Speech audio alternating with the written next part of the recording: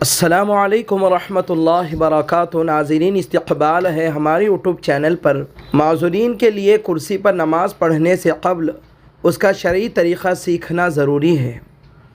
آج کل کرسی پر نماز پڑھنے سے متعلق کئی غلط فہمیاں عام ہیں۔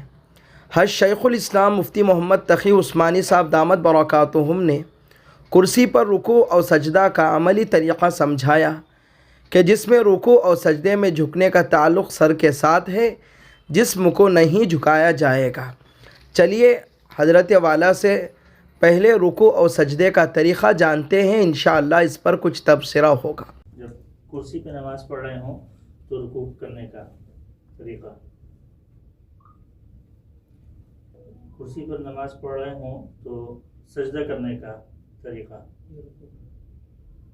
یہ سجدہ ہے۔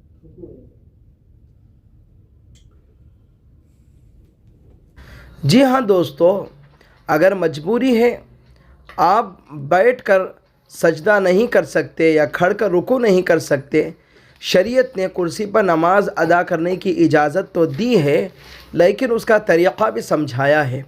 لیکن بڑے افسوس کی بات ہے، آج مساجد کے اندر جس طریقے سے لوگ کرسیوں پر نماز ادا کر رہے ہیں، بڑے افسوس کی بات ہے۔ اس میں معذورین بھی آتے ہیں اور بعض وہ لوگ جنہیں عذر نہیں ہوتا وہ بھی کرسیوں پر نماز ادا کر رہے ہیں۔ مساجدیں کرسیوں سے آباد ہو کر گویا کہ چرچ لگ رہے ہیں۔ اللہ ہم سب کی حفاظت فرمائے۔ اللہ پاک ہمیں اس کے احکامات اور رسول اللہ صلی اللہ علیہ وسلم کی سنتوں پر عمل کرنے کی طاقت اور توفیق عطا فرمائے۔ آمین۔ جزاک اللہ خیرہ۔